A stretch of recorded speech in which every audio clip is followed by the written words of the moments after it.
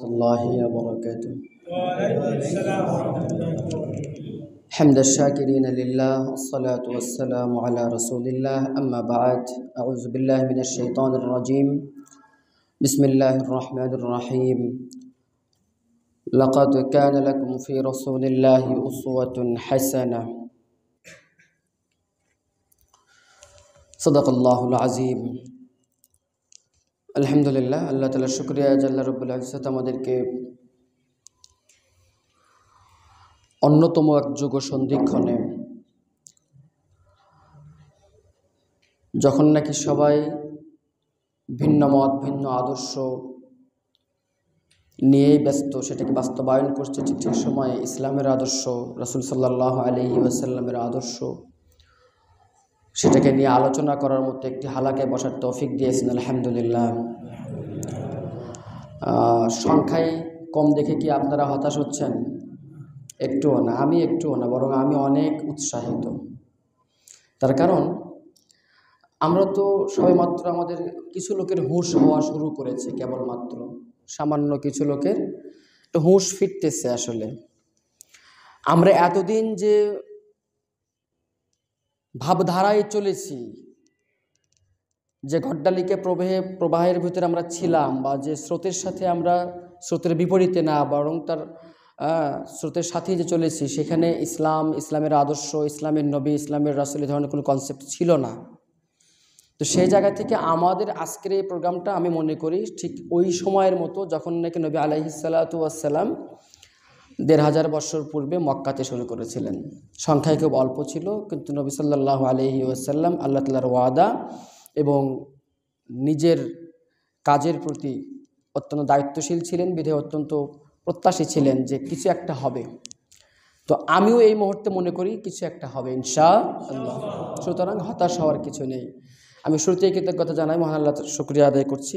পাশাপাশি সরকারি আইজুল হক কলেজের একজন প্রাক্তন ছাত্র হিসেবেও আমি আজকে খুব আনন্দিত যে সেখানেই আমি আসছি, আমার ছোটো ভাইদের সাথে নিয়ে কিছু মোজাকারা করার সুযোগ আমার হয়েছে।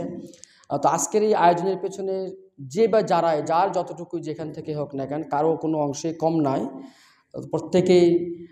প্রত্যেকের কাছেই আমি কৃতজ্ঞ, আর প্রত্যেকের জন্য আল্লাহর কাছে দোয়া করি আল্লাহ তাআলা বারাক ওয়া তাআলা সবার এই দ্বীনি জজবাকে কবুল করে নিক।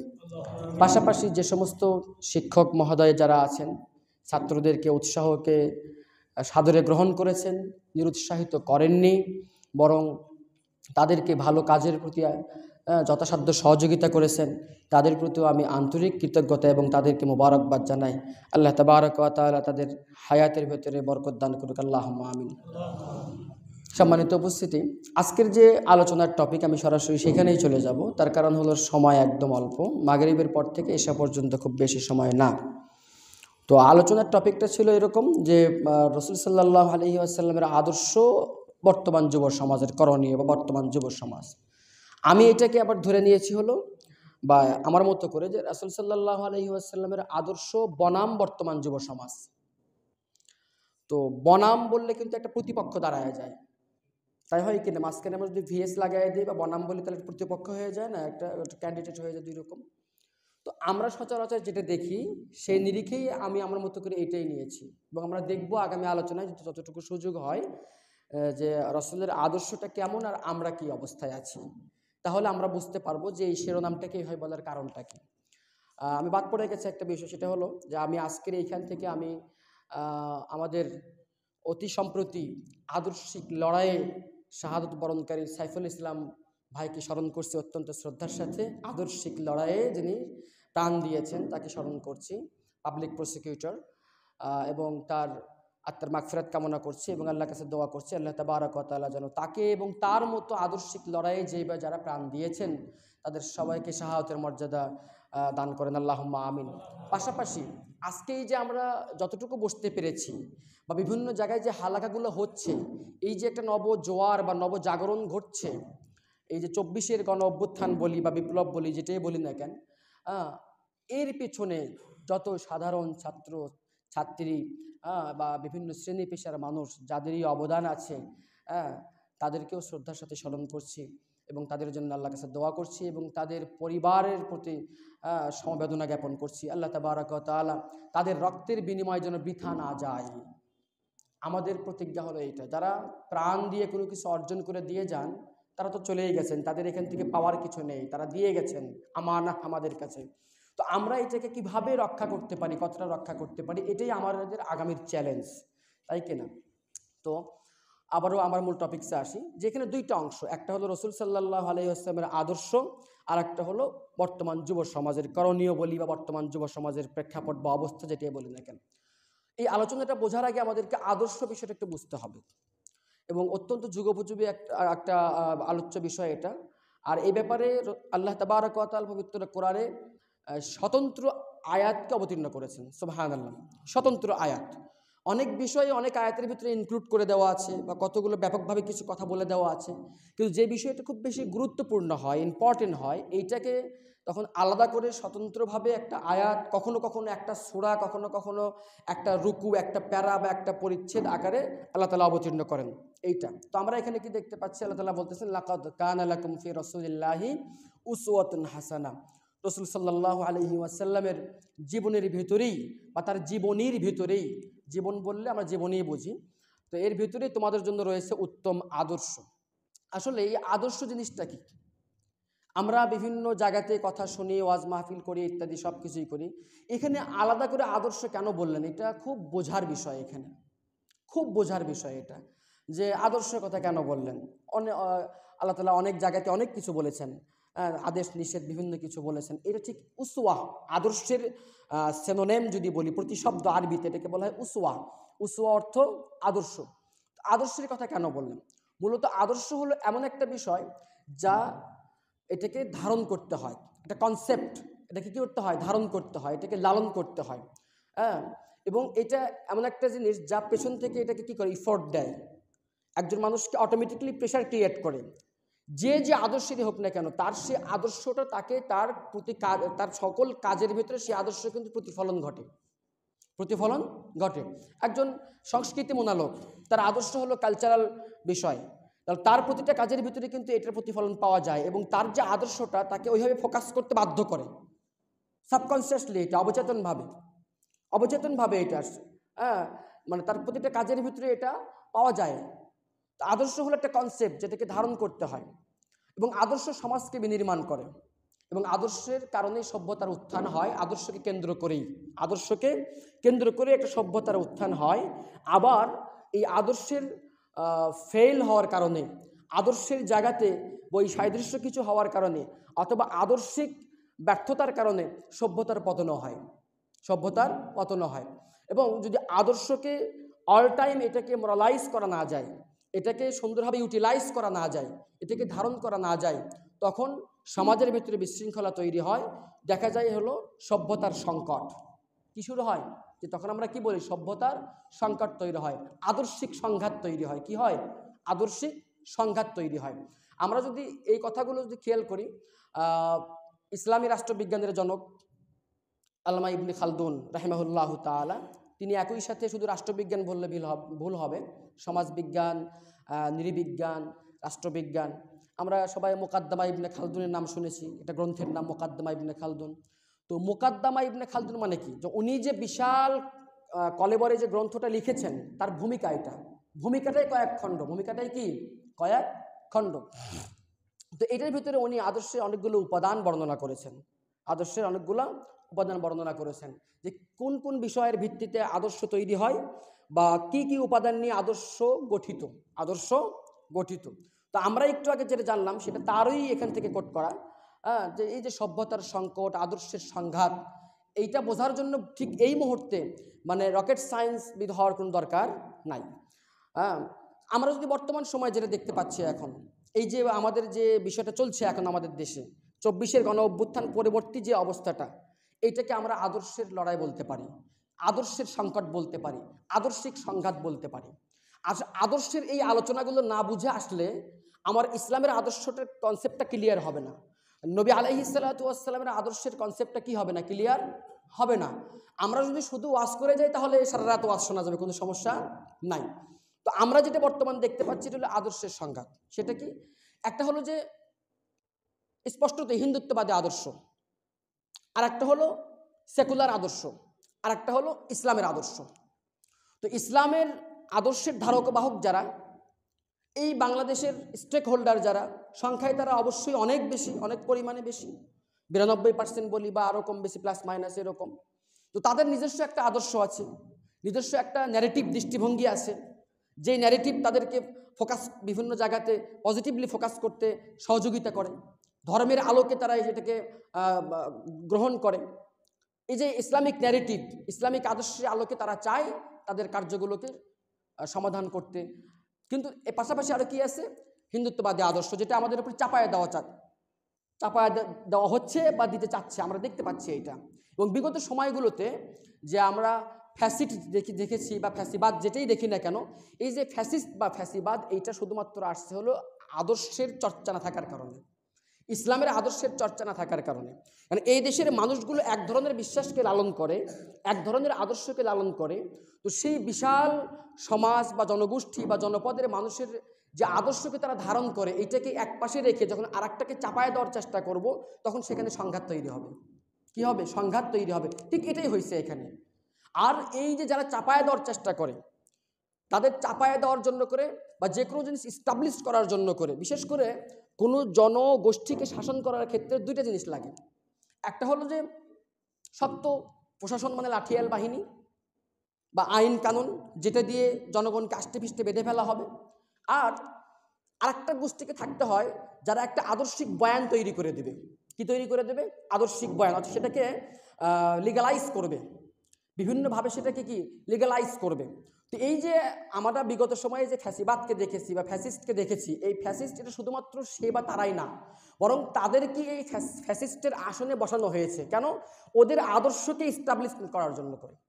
এই সাবকন্টেন্টে বা আমরা যে এক সময় তো কলোনি ছিলাম, তো সেখান থেকে আমাদের এইগুলো আসলে মেনে নিতে নিতে নিতে নিতে আমাদের একটা হয়ে গেছে, অভ্যাস হয়ে গেছে, যার কারণে কোনটা চাপায় দেওয়া হচ্ছে, কোনটা আমার না, এই বিষয়টা আমরা কি করি না, বুঝতে পারি নাই। তো যখন তারা চাপায় দেওয়ার চেষ্টা করেছে, আর এটার জন্য একটা লিগালাইজড পার্টি ছিল, সেই পার্টি ছিল সেকুলারিস্ট। কি ছিল? অর্থাৎ তৃতীয় একটা পক্ষ ছিল। হিন্দুত্ববাদ চেয়েছে আমাদের উপর তাদের আদর্শকে চাপায় দেওয়ার জন্য, প্রশাসন তাদের ক্ষমতার স্বার্থে তাদেরটাকে মেনে নিয়েছে এবং এটাকে আমাদের ওপর লাঠিয়াল বাহিনী দিয়ে প্রয়োগ করেছে। তৃতীয় আর একটা পক্ষ এর পক্ষে বয়ান তৈরি করেছে, সেটা হলো কি? প্রগতিশীল বা সুশীল সমাজ, যেটাকে আমরা বলি। বা আরও একটু ক্লিয়ার করে বলি, প্রথম আলো, ডেইলি স্টারের মতো যারা বড় বড় প্রতিষ্ঠান যারা আছে, যারা সমাজের ন্যারেটিভকে তৈরি করে দেয়, এই তারা এটাকে কি করেছে? একটা আদর্শিক বয়ান তৈরি করেছে যে এটাই ঠিক, এটাই চেতনা, এটাই আদর্শ, এটাই সমাজ বিনির্মাণের সোপান, এটাই উন্নয়নের বা অগ্রগতির সোপান। এটা আমাদের সামনে আমাদেরকে ন্যারেটিভ আকারে হাজির করেছে। কিন্তু ইসলামের ন্যারেটিভ সম্পূর্ণ ভিন্ন। এই যে আদর্শটা কি, মূলত আদর্শকে বোঝানোর জন্য আমি এতগুলো কথা বললাম, যে আদর্শ মৌলিক উপাদান একটা সভ্যতা অথবা একটা সমাজ বা একটা লোকাচার বা একটা কালচার, যেটা কি যা বলি না কেন, এইটা কি মর্মে সামনে আগাবে, কোন লক্ষ্যে আগাবে, এবং সেই লক্ষ্যবাণী সে কতটা সফল হবে বা হবে না, ব্যর্থ হবে কিনা, এই সকল প্রশ্নের জবাব আসবে তার আদর্শের মৌলিক উপাদানটা কি, এবং তার সে আসল আদর্শের উপরে, তার নিজের আদর্শের উপরে সে ইস্টাবলিশড আছে কিনা, এটার উপর ডিপেন্ড করে এটা মূলত। তো আমরা আদর্শ সেটাই যেটা কি মানুষ নিজেকে অন্তরে ধারণ করে। যখন একজন মানুষ একটা আদর্শকে, কনসেপ্টকে ধারণ করে, আর তখন তার উপরে আর একটাকে চাপায়া দেওয়া হয়, তখন দেখা যায় আদর্শের সংঘাত। তখন ওই সমাজে, ওই সভ্যতায় অথবা ওই জনপদে, ওই জনগোষ্ঠীর ভিতরে কখনো আর কি হয় না, মানে সেটাকে লিগালাইজ করার কোনো সম্ভাবনা থাকে না। আজকের যে উত্তেজনাপূর্ণ অবস্থা, আজকের যে এই যে অস্থিতিশীল যে অবস্থা, এর পেছনে মূল কারণ হলো আদর্শের সংঘাত। আমরা বিশাল জনগোষ্ঠী চাচ্ছি ইসলামের আদর্শ, এবং সবাই যেহেতু পারিবারিকভাবে হলেও সবাই মুসলমান, প্রত্যেকের ভিতরে কোনো না কোনোভাবে ইসলামের কিছু না কিছু দিক রয়েই গেছে, সে প্র্যাকটিসিং মুসলিম হোক বা না হোক, রয়েই গেছে, কিন্তু এটা কেউ অস্বীকার করতে পারবে না। আমি এখানে পাগড়ি পরে বসে আছি, আমি মুসলমান, আমার সামনে একজন ইন জেনারেল ছাত্র ভাই বসে আছে, সে একটা সাধারণ ফ্যামিলি থেকে উঠে আসছে, কিন্তু সেও কিন্তু আজকে মসজিদে আসছে। এটা তার আদর্শ, তাকে পিছন থেকে এটাকে সাবকনসিয়াসলি প্রেশার ক্রিয়েট করছে, তুমি অ্যাজ এ মুসলিম তোমার মসজিদে যাওয়া দরকার, অ্যাজ এ মুসলিম তোমার কমপক্ষে ঈদগাহে যাওয়া দরকার, অ্যাজ এ মুসলিম তুমি সালাম দিবা, অ্যাজ এ মুসলিম তুমি কি কমপক্ষে কোলাকুলি করবা, কুশলাদি বিনিময় করবে। এই যে কিছু কিছু বিষয়, সবে বরাত, এটাও একটা আদর্শের, মানে যদি বাদও দিই আমরা, তারপরেও প্রতিটা মুসলিম পরিবারের ভিতরে তারা ইসলামী আদর্শকেই ধারণ করে, হয়তো কম বেশি, ইনকমপ্লিট অথবা কমপ্লিট। বিষয় হলো এই জায়গাতে। তো এটা হলো আদর্শের গুরুত্ব, কতটা ইম্পর্টেন্ট বিষয় এটা। এই আদর্শকে কখনো মানে একটু একটু করে গ্রহণ করা যায় না। আদর্শকে হয় আপনাকে কমপ্লিটলি অ্যাকসেপ্ট করতে হবে, নয়তোবা আদর্শকে আপনাকে পুরোপুরি ছেড়ে দিতে হবে। যে আমি ওদের আদর্শ এটাকে গ্রহণ করলাম অথবা ছেড়ে দিলাম, আমি আমারটাকে গ্রহণ করলাম অথবা ছেড়ে দিলাম। আপনি এইটা একটু ওইটা একটু সবগুলোকে নিয়ে আপনি চলতে পারবেন না, তখন এটা কি আদর্শের সংঘাত দেখা দেবে, সভ্যতার সংকট তৈরি হবে। যা আজকে তৈরি হয়েছে বিশাল একটা শ্রেণী, তারা মুসলিম ঠিক আছে, এবং তাদেরকে কোনো কথা বলতে গেলেই তারা অ্যাগ্রেসিভ হয়ে আমাদেরকে বলে আমরাও নামাজ পড়ি, আমরাও ঈদগাহে যাই, আমরাও মুসলিম। তারা মুসলিম ঠিক আছে, কিন্তু তাদের বয়ানে দেখবেন সম্পূর্ণ ইসলাম বিদ্বেষী কথাবার্তা মন্তব্য। কেন হয়েছে? তারা ইসলামের ঘরে আসছে, কিছু আদর্শ তাদের আছে, কিন্তু মূলটাকে তারা অ্যাকসেপ্ট করে নাই। কিছু এইটা কিছু ওইটা, হয়তো বা সেটা যে কোনো স্বার্থের কারণে হোক না কেন, তখন এটা আর কি হয় না, লিগ্যালাইজ করা সম্ভব হয় না। তো আজকের বাংলাদেশে যদি আমরা প্রকৃত অর্থেই একটা সাস্টেইনেবল পলিটিক্স চাই, স্থিতিশীল বা স্থায়ী একটা সমাধান চাই, তাহলে ইসলামের আদর্শকে বোঝার কোনো বিকল্প নাই, নাম্বার 1। 2 নম্বর কথা হলো, এবং ইসলামী আদর্শকেই এখানে বাস্তবায়ন করতে হবে, এরও কোনো বিকল্প নাই। কারণ বর্তমান সময়ে এটা যদি আমরা বলি যে শুধুই রাজনৈতিক একটা সংঘাত, তাহলে ভুল হবে। রাজনৈতিক সংঘাত নয়, এটা আদর্শের লড়াই। এখানে হয় ইসলামের আদর্শ থাকবে, নয়তোবা থাকবে না, হয় এটা থাকবে নয়তো একটা থাকবে, দুটো একসাথে কখনো হতে পারে না। এই জায়গাটা আমাদেরকে ক্লিয়ার থাকতে হবে। এই জায়গাটা ক্লিয়ার করতে না পারলে আমরা যত রকম দাওয়া করি না কেন, যত রকম আমরা প্রোগ্রাম করি না কেন, যা কিছু করি না কেন, সফল হবে না। স্পষ্ট এবং ক্লিয়ার কথা এটা। একসাথে হলো কি, কুফর বিত তাগুত ঈমান বিল্লাহ। কুফর বিত তাগুত ঈমান বিল্লাহ, ইসলামী আদর্শের মৌলিক কনসেপ্ট হলো কি, যে তাগুতকে অস্বীকার করা এবং আল্লাহর প্রতি ঈমান আনা। তাগুতকে অস্বীকার করা, আল্লাহর প্রতি ঈমান আনা। তো এখানে আমি একটু ফাঁকে কয়েকটা যে ক্লিয়ার করি, সেটা হলো কি, যে এই যে আদর্শের, যে কোনো আদর্শের মৌলিক উপাদানটা কি আসলে, মৌলিক উপাদান বা কি নিয়ে তার সেগুলো গঠিত হয়। একটা হলো যে নৈতিকতা আর ন্যায় বিচার। প্রত্যেকটা আদর্শের ভিতরে নৈতিকতা এবং ন্যায় বিচারের কনসেপ্ট কিন্তু আছে। যে কোনো আদর্শ আমরা দেখি না কেন, বা যে কোনো সভ্যতার ভিতরে, যে কোনো সংস্কৃতির ভিতরে ন্যায় বিচার এবং সততার একটা কনসেপ্ট আছে। এখন প্রশ্ন হলো যে তাদের এই ন্যায় বিচারের নীতিগুলা বা নৈতিকতার যে এলিমেন্টগুলা, নৈতিকতার যে কনসেপ্টগুলা, এগুলি ঠিক কোত্থেকে নেওয়া হয়েছে? সাধারণ কোনো মানুষের কথা থেকে নেওয়া হয়েছে, সমাজের কোনো প্রচলিত ট্র্যাডিশন থেকে নেওয়া হয়েছে, নাকি এর পেছনে কোনো মূল ও মৌলিক কোনো সূত্র ছিল? এটা একটা বিষয়। যদি মূল ও মৌলিক কোনো সূত্র থাকে তাহলে সেটা ঠিক আছে, কমপ্লিট। আর যদি শুধুমাত্র কোনো ট্র্যাডিশনাল জায়গা থেকে নেওয়া হয়ে থাকে, সেটা সমাজের হোক, অথবা লোকায়ত বা চিরায়ত কোনো অভ্যাস থেকে নেওয়া হোক, অথবা মানবরচিত কোনো জায়গা থেকে নেওয়া হোক, তাহলে সেটা ইনকমপ্লিট। সেটা কি? ইনকমপ্লিট। 2 নম্বর হলো যে সমাজ এবং সংহতি। আদর্শ তাই যা সমাজকে তার নিজস্ব মতের আলোকে একত্রিত করে। প্রতিটা আদর্শ ওই জনপদ বা ওই জনগোষ্ঠী যারা সেই আদর্শকে ধারণ করে, তাদের সবার ভিতরে একটা সংহতি স্থাপন করে, সবাইকে এক জায়গায় মিলিত করে। কিসের ভিত্তিতে? ওই আদর্শের মৌলিক নীতিমালার আলোকে। সুতরাং আমরা বাংলাদেশের জনগণ আজকে কিসের আলোকে একত্রিত হব, কিসের আলোকে বিপ্লব করব, এটা একটা মোস্ট ইম্পর্টেন্ট প্রশ্ন। সামাজিক সংহতির জায়গাটা আমাদের কি হবে? যেন তেন যা কিছু তাই হবে? শুধুই জাতীয়তাবাদ হবে, নাকি কোনো এই যে ইসলামিক আদর্শের জায়গা থেকে হবে? কোন জায়গা থেকে আসলে হবে? এখানে প্রসঙ্গত একটা কথা বলে যায় যে আমরা 24-এর বিপ্লবটাকে বিপ্লব বলবে কিনা, এটা একটা ভিন্ন আলাপ, অনেকক্ষণ আলাপ করা যেতে পারে। কিন্তু তারপরও আমরা দেখি যে এই যে বিপ্লব বলি বা অভ্যুত্থান বলি, এটা কি আমরা কি সাকসেস বলতে পারি? শতভাগ পারছি না। কেন পারছি না?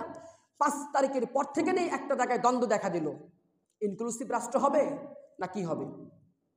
এই যে ইনক্লুসিভ, তার মানে তারা ঠিক পাচ্ছে না ঠিক কোন আদর্শের আলোকে তারা একটা প্ল্যাটফর্মে দাঁড়াবে, কোন আদর্শের আলোকে দাঁড়াবে। ওই দিন যদি যে কোনো একটা আদর্শকে, যে কোনো একটা ন্যারেটিভকে অ্যাকসেপ্ট করা হইতো শক্তভাবে, তাহলে হয়তো বা আজকে অবস্থান দাঁড়াতো না। সেকুলারিজম কখনো কোনো আদর্শ না, সেকুলারিজম কখনো কোনো ন্যারেটিভ হতে পারে না। এটা হলো কি, এর একটু ওর একটু দিয়ে লাড়াচিনি ছাড়া। কথাটা বুঝাইতে পারছি? এইটা কখনো কোনো সুস্থ মানুষের, যে ইসলাম মানে না সে ঠিক আছে, ইসলাম না মানুক, কিন্তু ইসলাম ছাড়াও সেকুলারিজম কখনোই কারোর জন্যই এটা সাস্টেইনেবল কোনো মতবাদ না। এটা কোনো দিনের জন্যও না। এটা তো আমাদের বিপ্লবের স্বপ্ন সারথীরা, স্বপ্নবাজ তরুণেরা যে জায়গাতে ভুল করেছে, শুধু তরুণরা ভুল করেছে এটা বললে ভুল হবে, তরুণদের পেছনে যারা লিড করেছে, এবং আরও যদি স্পষ্ট ভাষায় বলি এই তারুণ্যের অর্জিত বিজয়কে যারা ছিনিয়ে নিয়েছে, এটাও বলা যায় তারা এই জায়গাতে একটা মুনাফিকি করেছে। কি করেছে? মুনাফিকি করেছে। আর এই যে ওই আদর্শিক জায়গাটা ঠিক করতে পারে নাই। রেজা শাহ পাহলভী ইরানে কি করেছিল? ইরানের বিপ্লবটা হোক তারা শিয়া, সেটা ভিন্ন আলাপ। শিয়া বা সুন্নি তারা ইসলামে আসে কিনা না কাফের বলবো, সেটা ভিন্ন আলাপ। কিন্তু ইরান একটা জায়গা থেকে তারা খুব একটা সাস্টেইনেবল একটা পলিটিক্স দাঁড় করাতে পেরেছে। একটা শক্তপোক্ত একটা জাতীয়তাবাদ বলি অথবা রাষ্ট্রীয় ভৌগোলিক ভূখণ্ডের ভিতরে তাদের একটা শক্তি নিয়ে তারা দাঁড়াতে পেরেছে। কেন? তাদের বিপ্লবটা ছিল আদর্শিক বিপ্লব। তারা যে লক্ষ্যে বিপ্লব অর্জন করেছে তার উপরে সেটাকে দাঁড় করাইতে পেরেছে। আমাদের ছেলেরা নারায়ে তাকবীর আল্লাহু আকবার দিয়ে সামনে জান দিল, মুসলমানের ছেলেরা, কিন্তু ওরাও ঠিক করে যেতে পারলো না। পরবর্তী যারা এটাকে নিয়ে আমাদের ওপর লেভেলে যারা আছেন, হ্যাঁ, টপ ফ্লোরে যারা আছেন, নীতি নির্ধারক যারা আছেন, তারাও এটাকে নির্ধারণ করতে পারলো না। ইনক্লুসিভ হবে না কি হবে এটা নিয়ে প্রায় সুদীর্ঘ 2 মাস আলাপ আলোচনা চলেছে। কেন? ওইটা পারে নাই বিধায় আজকে এই যে সামাজিক সংহতিটা এখনো আসে নাই। আমি কি ক্লিয়ার করতে পেরেছি কথাটা? আমি খুব অনেক ডিপলি চলে, তোমরা তরুণ প্রজন্ম এবং তোমরা শিক্ষিত, তোমাদের এই বিষয়গুলো জানা দরকার। আমি আগেই বলেছিলাম যে কনসেপ্টটা আমাকে দিয়েছে বা যে টপিকটা, এই টপিকটা আসলে দীর্ঘক্ষণ আলোচনার একটা বিষয়, ধরে ধরে। তাছাড়া শুধু আমি এমনি আলাপ করে গেলাম তাহলে অনেকটা একটা আড়ালে রয়ে যাবে বিষয়টা। ক্লিয়ার করে কথা বলতে হবে, ঝেড়ে কাশতে হবে। এখানে আর লুকোচুরি করে হেকমতের কোনো সুযোগ আর এখন কি নাই। আদর্শ সমাজকে সুসংহত করে, কিন্তু আমাদের সমাজটা সুসংহত কেন হচ্ছে না? বিপ্লবোত্তর সমাজটা সুসংহত না হয়ে বরং অস্থিতিশীলতার দিকে কেন যাচ্ছে? আমরা আদর্শের জায়গাটাকে এখনো ডিটারমাইন করতে পারি নাই, এটাকে ডিটেক্ট করতে পারি নাই, আইডেন্টিফাই করতে পারি নাই। হ্যাঁ, যে আসলে কোন আদর্শের আলোকে আমরা সমাজকে গড়ব, এটাই বরং আমরা এটা নিয়ে এখনো পর্যন্ত টানাপোড়েনে আছি। এখনো কি টানাপোড়েনে আছি? এরপরে আদর্শের পেছনে আসলে ধর্ম এবং বিশ্বাস থাকে। কি থাকে? ধর্ম এবং বিশ্বাস থাকে। এখন প্রশ্ন হলো যে তাহলে কিছু কিছু যারা অ্যাথিস্ট বা অ্যাগনস্টিক যারা আছে, যে সংশয়বাদী বা অস্বীকারবাদী যারা আছে, স্রষ্টাকেই স্বীকার করে না, আসলে অ্যাথিস্ট বা অ্যাগনস্টিক বলে কিছু নাই। দিন শেষে সবাই কোনো না কোনোভাবে কাউকে না কাউকে গড বলে স্বীকার করেই নাই। বিশ্বাসের জায়গা না থাকলে সে মানুষই হতে পারে না। যে মানুষটা বলে যে আমি কাউকে মানি না, সেই মানুষটাও কখনো কখনো কোনো না কোনো নিশীতে, গভীর রজনীতে ওই চাঁদের দিকে, তারার দিকে চেয়েছে, তার নিজস্ব একার ভাবনাগুলোকে মনে মনে বিড়বিড় করে আওড়ায় আর শেয়ার করে, কিন্তু দিনের বেলা কি করে? গাওজুড়ি করে। এটা স্বাভাবিক কথা, সত্য কথা। এটা হতেই পারে না। সুতরাং এবং আরেকটা কথা বলি যে সেকুলারিজম, তাহলে এদের যে আদর্শটা, এরা তো বলে যে আমরা কি ধর্মনিরপেক্ষতায় বিশ্বাস করি। আসলে ধর্মনিরপেক্ষতা নয়, সেকুলারিজম এইটাই নিজেই একটা ধর্ম। সেকুলারিজম কি? নিজেই একটা ধর্ম। ধর্মের কাজ কি? যে নিজস্ব মতবাদকে প্রমোট করা, প্রচার করা এবং তার অনুসারীদের কাছে এই দাওয়া দেওয়া। তো একই কাজ তো সেকুলারিজম করে, এবং সে চায় জগতের সকল ধর্মকে ছেড়ে আমার ধর্মটা গ্রহণ করুক, এবং সে এটাও চায় যে এখানে আমি ছাড়া, আমার ধর্ম ছাড়া, আমার কথা ছাড়া অন্যরা আর কোনো ধর্ম পালন করতে পারবে না। তাহলে সেটাও আলটিমেটলি একটা ধর্ম। তার নিজস্ব রং রূপ আছে, নিজস্ব একটা গঠন আছে, নিজস্ব একটা কাঠামো আছে। আমরা যদি ধর্মকে পদার্থবিজ্ঞানের ভাষায় ব্যাখ্যা করি, তার নিজস্ব রং আছে, গন্ধ আছে, তার কাঠামো আছে, সব কিছু আছে। তাহলে সেটাও একটা ধর্ম। সুতরাং আদর্শের জায়গাটা ধর্ম এবং তার বিশ্বাস। আদর্শের জায়গাটা যদি ধর্ম এবং বিশ্বাস হয়, তাহলে ধর্ম এবং বিশ্বাসকে আমরা ডিনাই করার কোনো সুযোগ নাই। তার কারণ হলো যুগ যুগ ধরে আজকের যে সেকুলারিজমকে আমরা দেখছি, এটা 16 শতকের আগে বা 17 শতকের আগে এই সেকুলারিজম ছিল না। এর আগ পর্যন্ত আমরা প্যাগানিজম বলি, আমরা যতগুলো সভ্যতা পাবো, দেখতে পাবো, সবগুলোর পেছনে কোনো না কোনো ধর্ম এবং বিশ্বাস কি ছিল? ওতপ্রোতভাবে ছিল।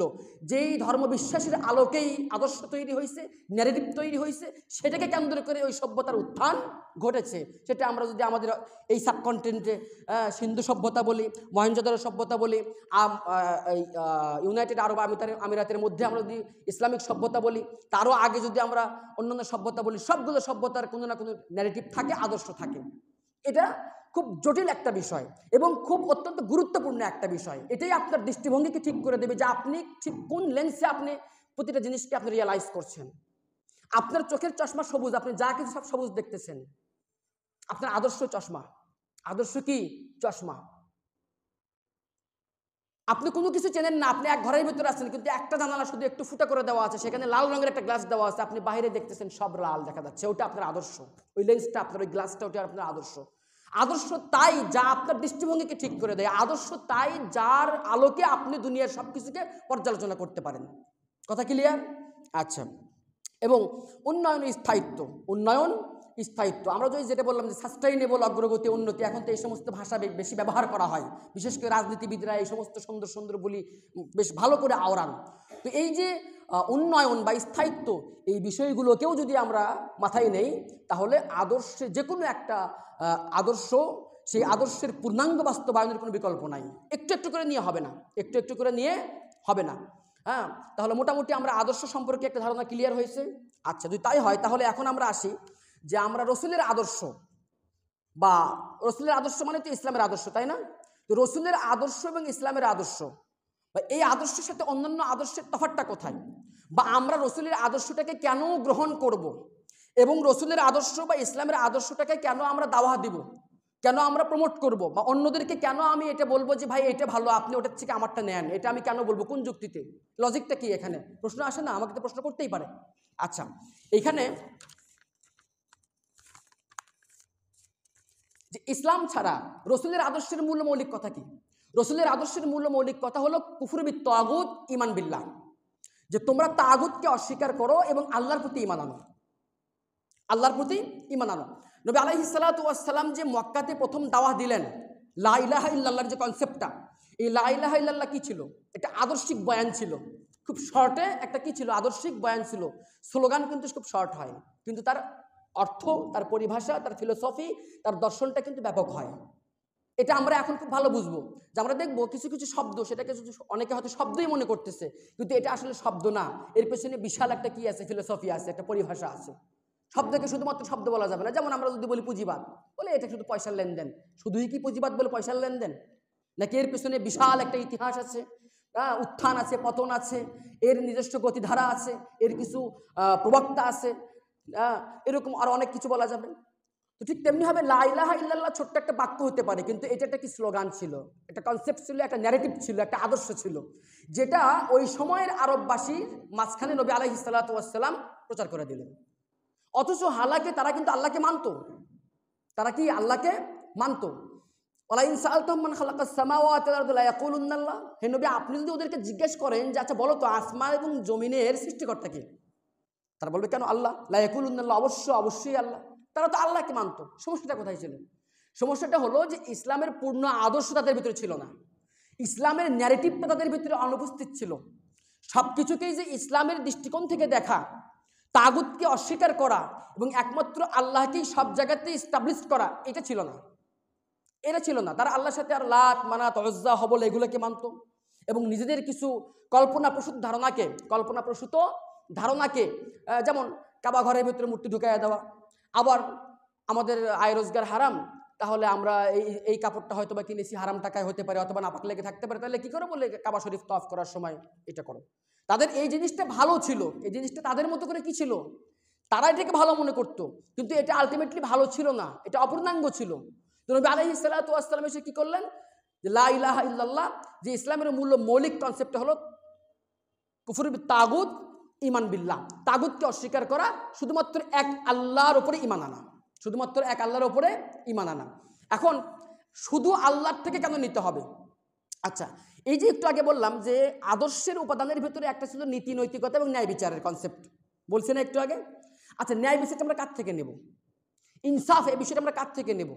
যিনি আমাদের স্রষ্টা, যিনি আমাদের সম্পর্কে জানেন, যিনি জগতের স্রষ্টা, যিনি জগৎ সম্পর্কে জানেন, তার কাছ থেকে, নাকি জগতের ক্ষুদ্র একটা অংশীদার মাত্র তার কাছ থেকে? কোনটা? নীতিমালা দুইটা হয়, একটা হলো আপেক্ষিক, একটা হলো মৌলিক।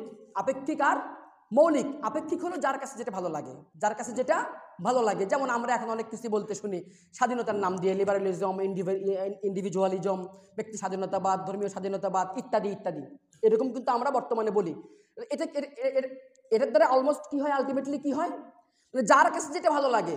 5 জন বন্ধু চা খেতে বসছে, তাহলে একজনের একটু লিকার করা, আর একজনের লিকার লাইট, কেউ চিনি ছাড়া, কেউ চিনি সহ, সমস্যা নাই এটা, কিন্তু আলটিমেটলি কিন্তু মৌলিক বলা চলে না এটা। এইরকম 5 জন 5টা খাইতে পারে, কিন্তু এই 5 জনের 5টা কনসেপ্টকে এক জায়গায় যদি করা না যায় তাহলে সংহতি আসবে না সমাজের। আপনি বলতে পারেন যে আমাদের দেশের আইনে চুরি করলে শাস্তি, বা এটা করলে শাস্তি, ওইটা করলে শাস্তি, আমি এটা মানলাম না, আপনি বলতেই পারেন এটা।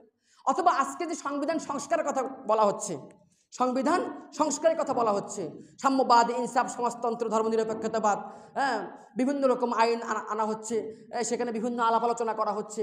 তো আজকে আপনি সংস্কার করে যাচ্ছেন, আগামী সরকারের কাছে এটা নির্বাচিত সরকারের কাছে ভালো নাও লাগতে পারে। তাহলে আলটিমেটলি এই সংস্কারের অর্থ কি, মানে কি? এর দ্বারা তো সাস্টেইনেবল কোনো অগ্রগতি আসবে না, স্থায়ী কোনো সমাধান তো আসবে না, স্থায়ী কোনো সমাধান আসবে না।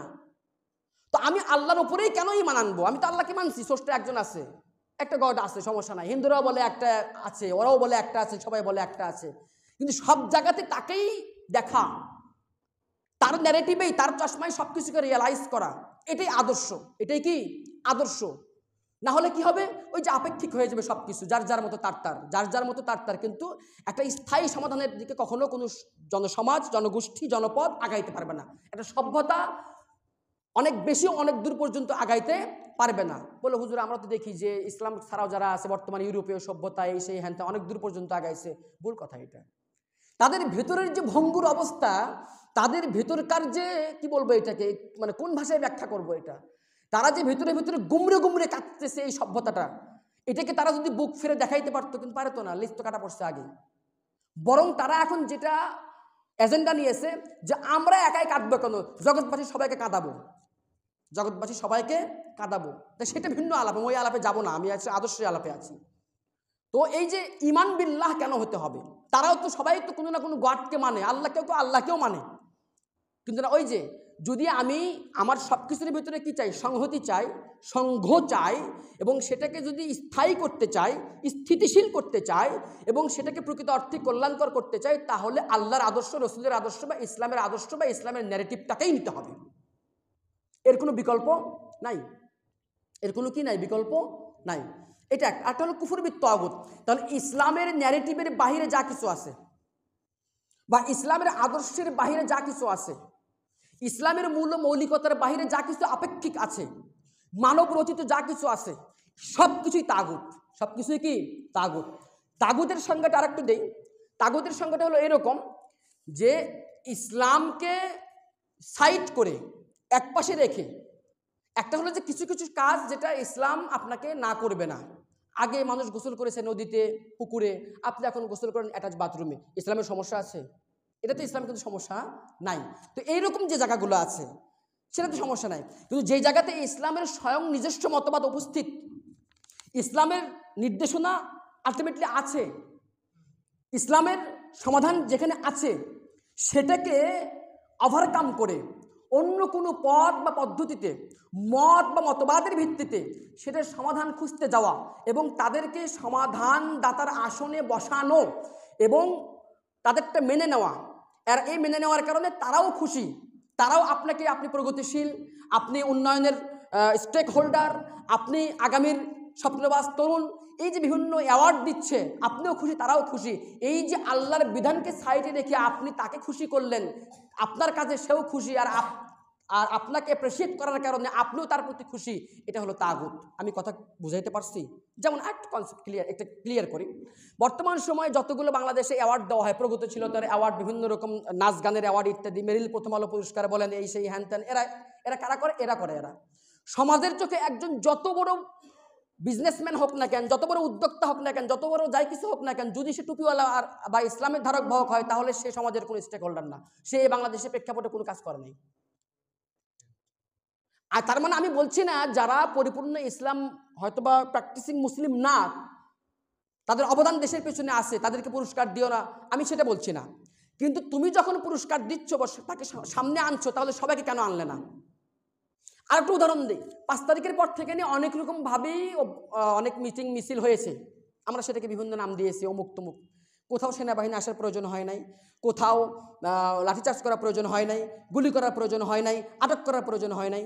কিন্তু যখনই আমরা এই দেশের কিছু ফুট সোলজার, ওপারের কিছু ফুট সোলজারদেরকে আমরা এটা ন্যারেটিভকে ভাঙতে চাইছি যে এরাই আমাদের দেশের আগামীর সমস্যার মূল স্তম্ভ, মূল টপিক, মূল বিষাক্ত বিষ, আমরা এটাকে যখন দেশবাসীর সামনে, তরুণ প্রজন্মের সামনে যখন আমাদের আদর্শের জায়গাটা, আদর্শের সংঘাতের জায়গাটা ক্লিয়ার করার জন্য সেখানে একত্রিত হলাম, সেখানে লাঠিচার্জ হলো, সেখানে একজনকে ধরে নিয়ে যে ওদের অফিসের নিচতলায় তাকে লাঠিপিটা করা হলো, আরও এক্সট্রা। কেন? সেখানে মাদ্রাসা ছাত্র না, কিন্তু যারাই গিয়েছিল তোমাদের মতো যারা স্বপ্নবাজ দিনদার তরুণ, প্র্যাকটিসিং কিছু তরুণ গিয়েছিল, যাদের মাথায় টুপি ছিল, পরনে পাঞ্জাবি ছিল। কথা বুঝাইতে পারছি? কেন হলো এটা? ওই যে তুমি তাগুতকে খুশি করতে পারো নাই, তাকে মেনে নিলে সব ক্লিয়ার হতো। আমি আগেই বলেছি, ফ্যাসিস্টের কাজ ছিল আইনের মাধ্যমে লাঠি প্রয়োগ করা, আর আদর্শের দিক থেকে হিন্দুত্ববাদের আদর্শ বাস্তবায়ন করা, আর আদর্শিক একটা বয়ান তৈরি করতে হয়, ন্যারেটিভ তৈরি করতে হয়, যেটা তৈরি করছে হলো এই মাঝখানের মুনাফিক তৃতীয় পক্ষ, যারা বলবে আমিও মুসলমান, বাপের নামও মুসলমান, মায়ের নামও মুসলমান। আমি কথা ক্লিয়ার করতে পারছি? তিনটা জিনিস।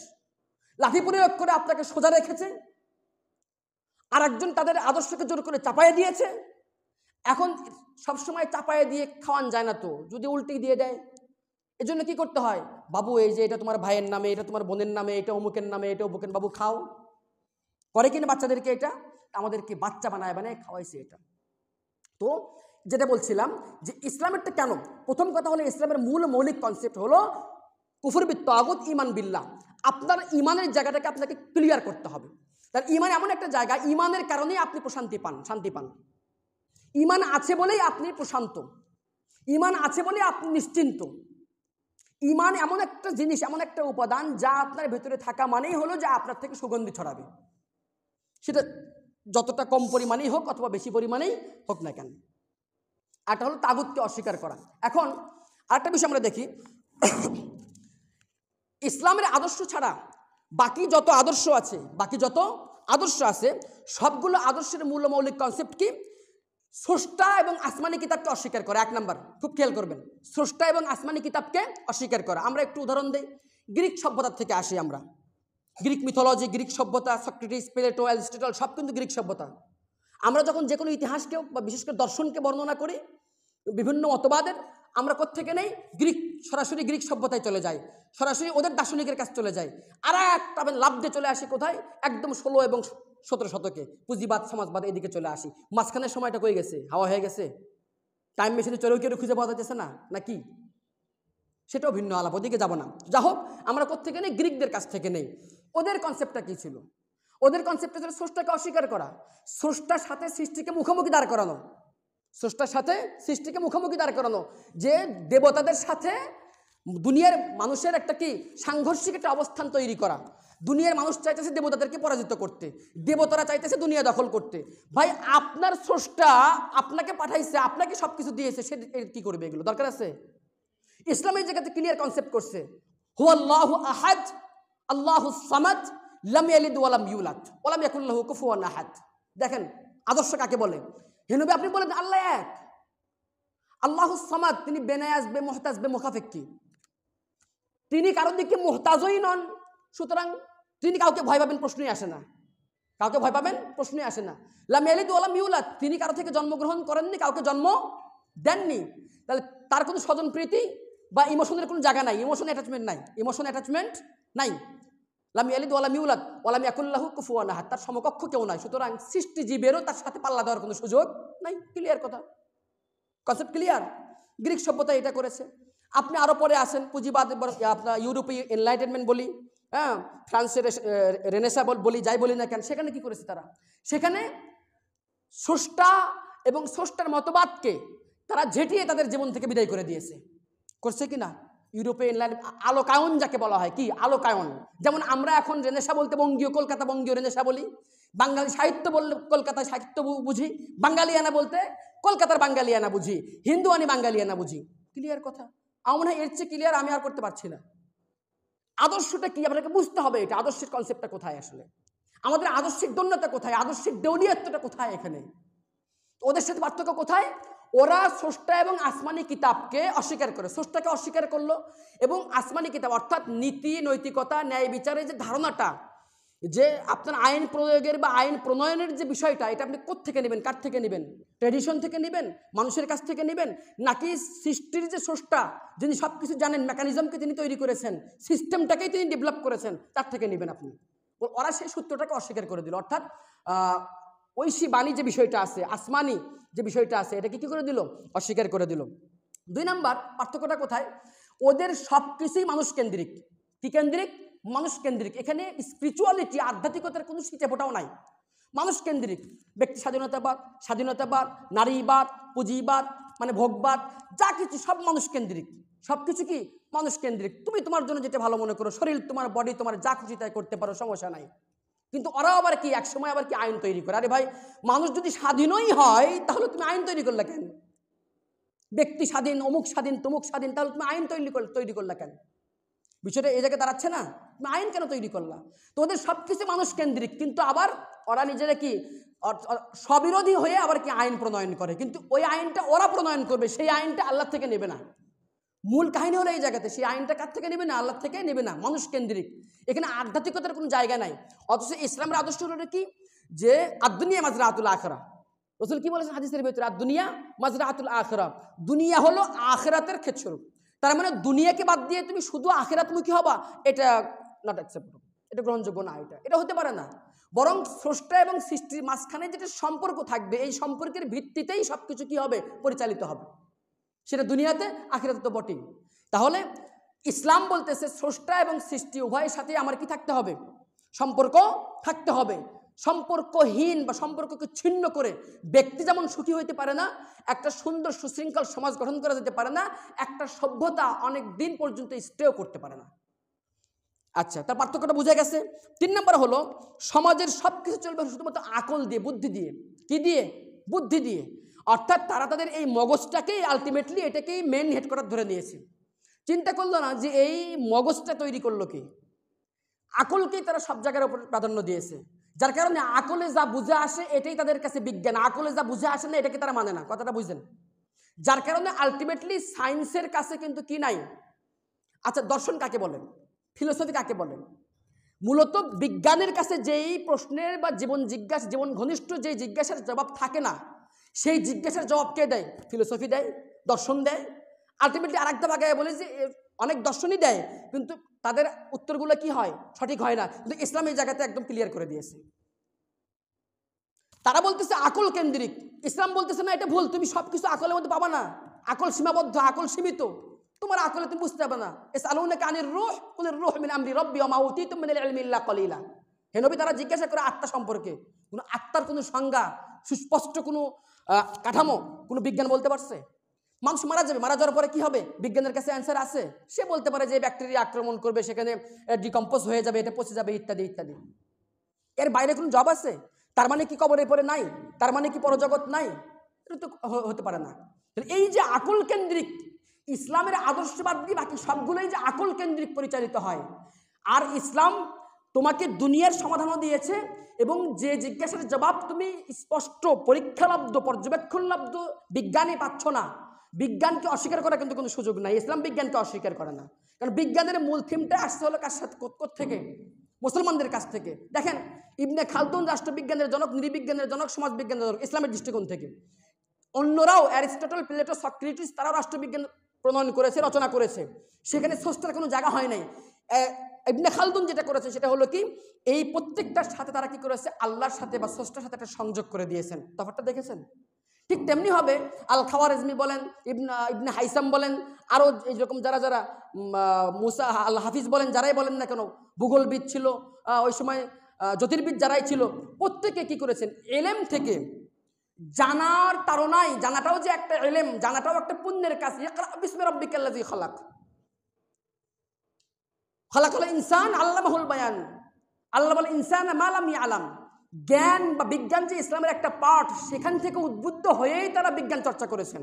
তাহলে কি স্রষ্টার সাথে কোনো কন্ট্রাডিক্টরি আছে? এখানে কোন কনফ্লিক্ট আছে? নাই তো, এখানে কোন কনফ্লিক্ট নাই। কিন্তু বর্তমান বিজ্ঞান, বর্তমানে এরা শুধু আকলকে বা বিজ্ঞানকেই সীমাবদ্ধ করছে, এবং বিজ্ঞানকে বিজ্ঞানবাদের জায়গায় বসাইছে। বিজ্ঞানের সমস্যা নাই, সায়েন্সের সমস্যা নাই, সায়েন্সিজমের সমস্যা, বিজ্ঞানবাদের সমস্যা। বিজ্ঞানকে যখন আমি খোদার আসনে বসাবো, তখন সেটা হবে তাগুত। কি হবে? তাগুত হবে। আমি কথা ক্লিয়ার করতে পেরেছি? তাহলে এদের জায়গাটা কোন জায়গাতে? আকলটাই ঠিক। তাহলে আমরা এই আলটিমেটলি রেজাল্টটা কি পাবো এখানে? যে ইসলামের আদর্শটা কেন উত্তম অন্যদের আদর্শের চাইতে। কেন? যে অন্যান্য আদর্শের কেন্দ্রে আসে হলো মানুষ। অন্যান্য আদর্শের কেন্দ্রে কি আছে? মানুষ। তোমার আইন মানুষ, তোমার বিজ্ঞান মানুষ, তোমার স্বাধীনতা মানুষ, তোমার যা কিছু, তোমার কেনা বেচা, তোমার বেচা বিক্রি, তোমার যা কিছু ওঠা পড়া সব মানুষ কেন্দ্রিক। অর্থাৎ ইসলাম বাদ দিয়ে অন্যান্য দর্শনের বা অন্যান্য আদর্শের মূল কেন্দ্রবিন্দু হচ্ছে মানুষ। সেই জায়গাতে ইসলামের আদর্শের মূল কেন্দ্রবিন্দু হচ্ছে আল্লাহ সুবহানাহু ওয়া তাআলা। ইসলাম আদর্শের মূল জায়গা কি? আল্লাহ সুবহানাহু ওয়া তাআলা। আমি আদর্শের জায়গাটা ক্লিয়ার করতে পেরেছি? ওই যে নবী আলাইহিস সালাতু ওয়াস সালাম লা ইলাহা ইল্লাল্লাহ বলে যে দাওয়াতটা দিলেন জাহেলদেরকে, কারণ তাদের আল্লাহর প্রতি একটু বিশ্বাস ছিল, ওটা সমস্যা নাই, কিন্তু তাদের সব কিছুর ভিতরে আল্লাহ ছিল না। মানুষ কেন্দ্রিক কিছু ছিল, স্বার্থ কেন্দ্রিক কিছু ছিল। যেমন বর্তমান সময়েও আমরা 12 শতকের দিকে, 12, 13, 14 শতকের দিকে আমাদের বাংলাদেশের যে শ্রেণী বৈষম্য যেটা ছিল, মানুষ কেন্দ্রিক ছিল না এটা? অথচ নবী আলাইহিস সালাতু ওয়াস সালাম বিদায় হজরত কি বললেন? লা ফাখরা লি আরাবিয়্যিন আলা আজামিয়্যিন, যে অনারবদের ওপরে আরবদের এমনিতেই কোনো শ্রেষ্ঠত্ব নাই। অথচ এই শ্রেণী বৈষম্য কোন সভ্যতায় ছিল না? আমাকে দেখান। ইউরোপীয় সভ্যতা। আমরা তো ইউরোপ আমেরিকার নাম শুনলে একটা, এটাকে কি বলে, এটা মানে একটা অন্যরকম একটা হতবিহল হয়ে যায়। এটাকে ইউরোসেন্ট্রিজম যাকে বলে, কি বলে? ইউরোসেন্ট্রিজম। এটা ফ্যাসিনেশন কাজ করে এটা, যে না জানি ওইটা কি। অথচ মানুষ কেন্দ্রিক হওয়ার পরও শ্রেণী বৈষম্য থেকে তারা বের হতে পারে নাই। আফ্রিকানদেরকে দাস তারাই বানাইছে। ইন্ডাস্ট্রিয়াল রেভলিউশন, তাদের দাসত্ব, তাদের এই ইন্ডাস্ট্রিয়াল রেভলিউশন বা ইন্ডাস্ট্রির চাকা ঘুরাইতে ঘুরাইতে মানুষের জীবন শেষ হয়ে গেছে। চকলেট কোম্পানিগুলো আলটিমেটলি কি করে? যে কোনো উপাদান, আপনার শরীরের কাপড় থেকে শুরু করে আপনি যা যা ইউজ করেন, যা যা খান, প্রত্যেকটার পেছনে যদি আপনি গোড়ায় চলে যান, তাহলে পাবেন কিছু দাসকে পাবেন। আপনি কিছু দাসকে পাবেন। তারা মানুষ কেন্দ্রিক বলে ঠিক আছে, কিন্তু শ্রেণী বৈষম্যবাদ থেকে বের হতে পারে নাই। ঠিক ওই আরব জাহেলদের মতো। যার কারণে জাহালতের সংজ্ঞা কি? জাহালতের সংজ্ঞা হলো ঠিক যে জায়গাতে ইসলামের ন্যারেটিভ নাই, যে জায়গাতে আল্লাহ নাই, যে জায়গাতে ইসলামের আদর্শ নাই, সেই জায়গাটা, সেই সময়টা, সেই কাজটা জাহালত। আর ইসলামের ন্যারেটিভকে বাদ দিয়ে, আল্লাহকে বাদ দিয়ে যারা যে কোনো কাজকে সমাধান করতে যায়, ওই ব্যক্তি হলো জাহেল। ব্যক্তিরা কি? জাহেল প্লাস তাগুত। জাহেল প্লাস তাগুত। ক্লিয়ার কথা। তারা বলে সাম্যবাদের কথা, কিন্তু যেহেতু মানুষ কেন্দ্রিক সবকিছু, তাদের আলটিমেটলি মৌলিক কোনো কনসেপ্ট ছিল না, মৌলিক কোনো আদর্শ ছিল না। ন্যায় বিচার, সাম্যবাদ, ইনসাফের কোনো মৌলিক সূত্র ছিল না, কারণ আসমানি কিতাবকে তো অস্বীকার করে ফেলছে। আসমানি কিতাবকে আলটিমেটলি কি করছে? অস্বীকার করছে। তাহলে আসমানি কিতাবকে অস্বীকার করার কারণে তাদের সব কিছু নিজেদের মতো করছে, কিন্তু শ্রেণী বৈষম্য থেকে বের হতে পারে নাই। যার কারণে আমরা বলবো যে ওদের সব কিছুর কেন্দ্রে মানুষ আছে, কিন্তু আলটিমেটলি ওরা যে স্বাধীনতা চায়, যে সুখ চায়, এটা ওরা পায় নাই। কিন্তু ইসলামের কেন্দ্রে আছে হলো আল্লাহ। আর আল্লাহ যেহেতু জগতের স্রষ্টা, আমারও স্রষ্টা, সবারই স্রষ্টা, আমার মেকানিজমকে তিনি জানেন, আমার বায়োলজি তিনি জানেন, আমার সাইকোলজি তিনি জানেন, সুতরাং আমার নামাদেরটা জানেন। সুতরাং তারটাই মৌলিক, তারটাই চিরন্তন, তারটাই সাস্টেইনেবল, তারটাই উপযোগী, তারটাই উত্তম। ইন্নাদ-দীন ইনদাল্লাহিল ইসলাম। আয়াতের ব্যাখ্যা বুঝে আসছে? এতক্ষণ যা বললাম, ইন্নাদ-দীন ইনদাল্লাহিল ইসলাম, এর অর্থ কি? দিন হিসেবে, একটা সিস্টেম হিসেবে, একটা আদর্শ হিসেবে, একটা ন্যারেটিভ হিসেবে, একটা গাইডলাইন হিসেবে আল্লাহর কাছে অন্যগুলোর চাইতে ইসলামটাই একমাত্র পছন্দনীয়। সুবহানাল্লাহ। কেন ইসলাম পছন্দনীয়? এই যে এতগুলো কথা বললাম, এর এক একটা পার্ট ধরে ধরে কি করা যাবে? আলাপ করা যাবে। যার কারণে দেখবেন আজকের দিনে ইসলামের আদর্শের সাথে সংঘাতের জায়গাগুলো কারা আছে? ঠিক ইসলামের আদর্শের এই মুহূর্তে শত্রু কারা? ধর্মনিরপেক্ষতা, প্রগতিশীলতা, তারপরে হলো এরকম আরো যেগুলো আছে, এগুলো হলো কি আলটিমেট, কারণ ওই সবগুলোর কেন্দ্রে আছে মানুষ, সবগুলোর কেন্দ্রে আছে নামাজ। কয়টা এখানে? 6:48 মতো চলবে। আচ্ছা, তাহলে আমি সামনে একটু দিয়ে একটা আগাইতে পারি, ঠিক আছে? আচ্ছা, তাহলে আমরা বুঝলাম যে আদর্শ কি, আদর্শের উপাদানগুলো কি, আমার ইসলামের আদর্শটাই কেন অন্য আদর্শের থেকে বেটার। ক্লিয়ার? আচ্ছা, এখন আমি আসি বর্তমান যুব সমাজ। এখন বুঝতে অসুবিধা হওয়ার কথা না, আমি খুব শর্টে শেষ করে যাব। তাহলে 1 নাম্বার, যুব সমাজের করণীয় কি? যুব সমাজের করণীয় হলো আল্লাহর দাসত্বের দিকে প্রত্যাবর্তন করা। 1 নাম্বার মৌলিক কাজ। নবী আলাইহিস সালাতু ওয়াস সালামের যে আদর্শটা, উনি লা ইলাহা ইল্লাল্লাহ বলে কি পূরণ করেছেন? কোনো ইলাহ নাই, তাওহীদুল উলুহিয়্যা, একটা হলো কোনো খালেক, কোনো মালিক, কোনো স্টেক হোল্ডার নাই এক আল্লাহ ছাড়া। আমার স্টেক হোল্ডার কে? আল্লাহ। আমার স্টেক হোল্ডার কে? আল্লাহ। লা ইলাহ, কোনো ইলাহ নাই। কোনো ইলাহ নাই ইল্লাল্লাহ, আল্লাহকে ছাড়া। এখানে একটা হল তাওহীদুল উলুহিয়্যা, যে লা ইলাহা কুল্লু ইল্লাল্লাহ, আল্লাহ ছাড়া, এবং একটা হল তাওহীদুল উবুদিয়্যা।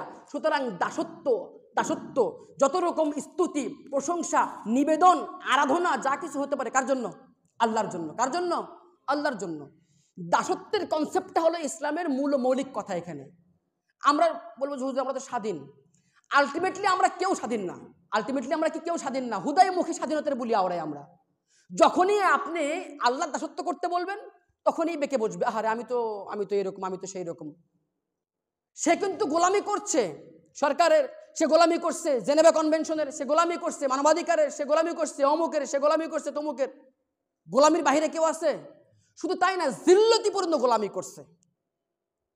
গোলামেরও তো একটা আলটিমেটলি কি আছে, নিজস্ব একটা জায়গা আছে। যে গোলাম, প্রত্যেকটা জিনিসের একটা জায়গা লাগে না? যে কোনো পদার্থ বলতে তার একটা রূপ আছে, কাঠামো আছে, আকৃতি আছে, তার একটা জায়গা আছে, অবস্থান আছে না?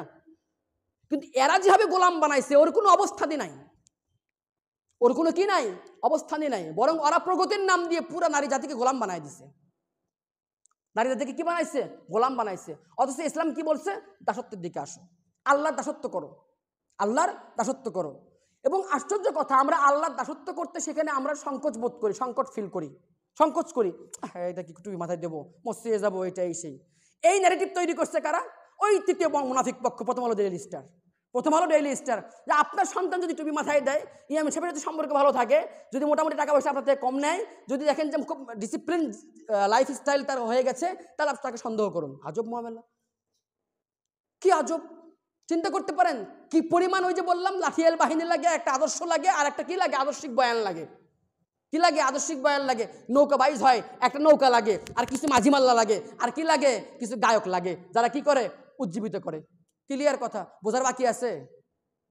আপনি টুপি যেন না পড়তে পারেন, আপনি যেন ইসলামের দিকে মুভ না করতে পারেন, তার জন্য করে যা কিছু করা দরকার তা করবে। ওদের গোলাম বানায় রাখবে। এটা গোলামি নয়, এটাকে স্বাধীনতা নাম দেবে, প্রগতিশীলতা নাম দেবে, এটাকে ধর্মনিরপেক্ষতা নাম দেবে। কিন্তু আপনি যখনই আপনার আদর্শকে বাস্তবায়ন করতে যাবেন, তখনই আপনাকে নাম দেবে জঙ্গি, অথবা আপনি কি বলে এটাকে, মানে সংকুচিত মানসিকতার অধিকারী। ওদের মধ্যে হলে মুক্তমনা। ওটা কি মুক্তমনা? মুক্তমনা বলতে কোনো জিনিস নাই। আপনি যেটা এখন করতেছেন ওদের ফ্রেমে চিন্তা করতেছেন। ওদের ফ্রেমে করলে আপনি মুক্তমনা, আমার ফ্রেমে করলে আপনি জঙ্গিবনা। ক্লিয়ার কথা? তো ভাই আপনি আলটিমেটলি ওদের কথা কেন শুনবেন? আপনি কি দিয়েছে ওরা? আমরা দেখি জাপান, কানাডা, সুইজারল্যান্ড যা যা আছে, এরকম মুক্তমনা, বাক স্বাধীনতা, ব্যক্তি স্বাধীনতা, ইন্ডিভিজুয়ালিজম, অনেক কিছু করতে তারা আজকে এতটাই উন্নত যে আমরা কল্পনাও করতে পারবো না। আমরা কানাডার নাম শুনলেই বা ওই দেশে গ্রিন সিগন্যাল পাইলেই একেবারে খুশিতে খুশি হয়ে যায়, হয় কি না? কিন্তু আলটিমেটলি ওরা আত্মহত্যা করে আমাদের চেয়ে বেশি, মুসলমানদের চেয়ে বেশি। মুসলমানরা কেউ আত্মহত্যা করে না। কেন করে? হয় ওদের তো স্বাধীনতা আছে। আসলে দাসত্বের ভেতরেই মুক্তি। যদি মালিকের মুরগি মনে করে মালিকের খোয়ারে আমি যেমন আমি স্বাধীন, তাহলে শেয়ালের পেটে যাওয়া লাগবে। ক্লিয়ার কথা? তার মানে কি, মূলত মালিকের মালিকানা তার জন্য কি সম্মানের বিষয়। আমার একটা মালিক আছে, আমার একটা কি আছে, মালিক আছে। দিন শেষে ও বলতে পারবে যে আমারে আজকে মাতবরের খোয়ারে ঢুকাইছে, অমুক মুন্সির ধান খাইছিলাম। কিন্তু ও জানে আমার একটা মালিক আছে, ও নিশ্চিন্তে বসে থেকে জাবর কাটতেছে। বলে তুমি কি নিশ্চিন্ত কেন? বলে আমার একটা মালিক আছে, দেখো সন্ধ্যার পরে আমার নিতে আসবে। তো আমার মালিক তো আল্লাহ আছে। আমি দাস মানে কি, আমার মালিক বানাইছি তাকে, মানে আমার নিরাপত্তার চাবি তার কাছে দিয়ে দিয়েছি, আমার কোনো ভয় নাই। এটা দাসত্ব। এটা দাসত্ব মিন এখানে মুক্তি। দাসত্ব মানে এখানে কি মুক্তি। অথচ আমরা ইসলামের চর্চা, ইসলামিক কালচার, এই সবগুলো কি ভয় পায় আলটিমেটলি। তাতে কি হয়েছে? ওরা তো মুক্তি পায় নাই। যার কোনোই মালিক নাই তার মালিক শিয়ালে, যার কারণে আজকের তরুণ প্রজন্ম কি করতেছে, তার কোনো স্টেশন নাই। শিক্ষার নাম দিয়ে, প্রগতির নাম দিয়ে, সংস্কৃতির নাম দিয়ে কোথায় যাচ্ছে আজকে? কি করতেছে তারা? ভিন্ন আলাপ, এক একটা টপিকসে ধরে অনেকক্ষণ আলাপ করা যাবে। এবং দরকার এটা যে আজকের শুধুমাত্র ইসলামের আদর্শকে না বোঝার কারণে, না মানার কারণে, এবং একমাত্র আল্লাহর দাসত্বের দিকে ফিরে না আসার কারণে আজকের যুব সমাজে ঠিক কোথায় প্রবলেম, ফ্রাস্ট্রেশন, হতাশা, এইটা সেইটা। খাও বাপের টাকায়, মোটরসাইকেলের তেলটা বাপের টাকার তোলো, তোমার কিসের চিন্তা? তুমি মরবা কি লাগে? চিন্তা করা যায়? বরং তোমাদের তো আরবের জনগণের মতো বা শরিয়ার আলোকে তোমাকে কি করে নাই যে বালেগ হয়ে গেছো বাবজান, অ্যাডাল্ট হয়ে গেছো, তোমার টাকা পয়সার জিম্মাদারি আমার নাই, তুমি যা পারো তাই করে খাও, এটাও তো করে নাই। 30 বছর বয়স, 32 বছর, চাকরির বয়স আরো 2 বছর বাড়াইছে, চাকরির বয়স আরো 2 বছর বাড়ানো মানে 2 বছর অথর্ব বানায় রাখা। যে 2 বছর আগে একটু ম্যাচুরিটি কমপক্ষে হইতো, ওই 30-এর পরে 2 বছর বাপের আঙ্গুল ধরে থাকবে। এই তো ওরা ওদের দাস বানাইয়া আমার কর্মক্ষমতাকে নষ্ট করে দিচ্ছে, আমার যৌবনকে নষ্ট করে দিচ্ছে, আর আমি কি করতেছি, এটাকে গ্রহণ করতে ইতস্ত করতেছি। অতএব আল্লাহর দাসত্বের দিকেই কি আলটিমেটলি মুক্তি আছে। শেষ করে দেব? আচ্ছা ঠিক আছে ইনশাল্লাহ, বাকিটা যদি এশার নামাজের পরে সময় হয় অথবা অন্য কোনো দিন ইনশাআল্লাহ। তাহলে আমরা আজকে কি বুঝলাম, যে আদর্শর পরিচয়, আদর্শের মূল মৌলিক উপাদান এবং আদর্শের সংঘাত এবং সংকট, এবং ইসলামী আদর্শ আলটিমেটলি অন্যান্য আদর্শ থেকে কেন উত্তম, আর রসুলের আদর্শটা আলটিমেটলি কী ছিল, তার ভেতর থেকে আমরা একটা আলোচনা করলাম সংক্ষেপে, যে দাসত্বের দিকে আসা। কার দাসত্বের দিকে? আল্লাহ সুবহানাহু ওয়া তাআলা দাসত্বের দিকে। আল্লাহ তাবারক ওয়া তাআলা আমাদের এই অল্প সময় যা কিছু শুনলাম এর উপর আমল করার তৌফিক দান করুক। আমিন সুম্মা আমিন। ওয়া আখিরু দাওয়ানা আলহামদুলিল্লাহি রাব্বিল আলামিন।